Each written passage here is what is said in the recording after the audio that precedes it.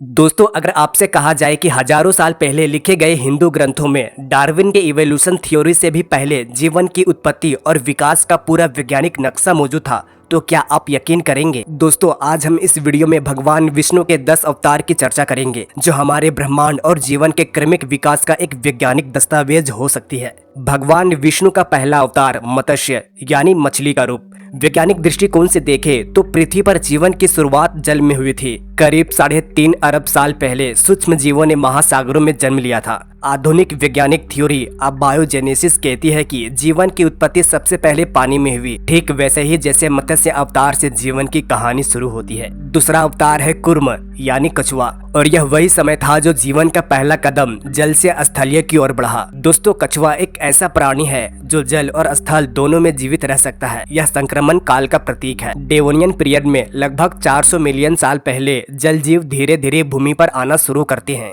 तीसरा अवतार है वराह। इस अवतार में पृथ्वी जल से बाहर निकला। यह संकेत है उस समय का जब पृथ्वी पर ठोस भूभाग उभरने लगे, जब पृथ्वी की सतह ठंडी होकर ठोस बनी और महासागरों से महाद्वीप उभरने लगे। यही भूगर्भीय घटना वराह अवतार के रूप में दिखाई जा सकती है। अगला है नरसिंह अवतार। इसका मतलब है आधा नर और आधा सिंह, और यहाँ से स्तनधारी जीव का उदय हुआ। यह अवतार उस जटिल संक्रमण का संकेत है जब जीवन अधिक विकसित हुआ, उभयचर यानी एम्फीबिया जीवों से स्तनधारी जीवों की ओर। पांचवा है वामन अवतार, जिसे मानव बुद्धि की शुरुआत कह सकते हैं। यह अवतार मानव मस्तिष्क की अद्भुत शक्ति का प्रतीक है। कद में छोटा लेकिन ज्ञान में विशाल, और यही मनुष्य की असली शक्ति है। जब होमो सेपियंस ने यानी कि आधुनिक मानव ने विकसित मस्तिष्क के साथ विचार, भाषा और संस्कृत का आरंभ किया, यह वामन अवतार के अर्थ से मेल खाता है। अगला है परशुराम अवतार, जिसे यादि मानव या अस्त्रों का युग कह सकते हैं। यह युग है जब मानव ने औजार और हथियार बनाना शुरू किया। नियोलिथिक एज, करीब 10,000 साल पहले इंसानों ने पत्थर और धातुओं से औजार बनाना शुरू किया।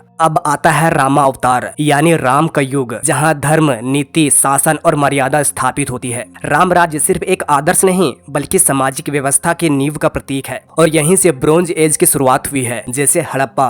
अगला है कृष्ण अवतार, जो ज्ञान और प्रेम का प्रतीक है। उन्होंने गीता में जो ज्ञान दिया है वह आज भी दर्शन, मनोविज्ञान और भौतिकी में लागू होती है। जैसे भगवत गीता में दिए गए सिद्धांत आज के क्वांटम फिजिक्स और कॉन्शियसनेस के स्टडीज से जुड़ते हैं। नौवां है बुद्ध, एक शांत योद्धा जिन्होंने ध्यान और आत्मबोध का रास्ता दिखाया। मेडिटेशन और माइंडफुलनेस आज न्यूरोसाइंस और साइकोलॉजी में साइंटिफिकली प्रूफ कॉन्सेप्ट है। बुद्ध का दर्शन आज की विज्ञान की भाषा में समझा जा रहा है। 10वां और आखिरी है कल्कि अवतार, जो अभी आया नहीं है। यह अवतार भविष्य की चेतावनी है। जब अज्ञान, अधर्म और अत्याचार चरम पर होगा, पाप का बोलबाला होगा, तब भगवान विष्णु कल्कि अवतार लेंगे। और आपको कौन सा अवतार सबसे ज्यादा साइंटिफिक लगा, अपनी राय कमेंट में जरूर दे, और वीडियो को लाइक, शेयर एंड सब्सक्राइब जरूर करें। धन्यवाद।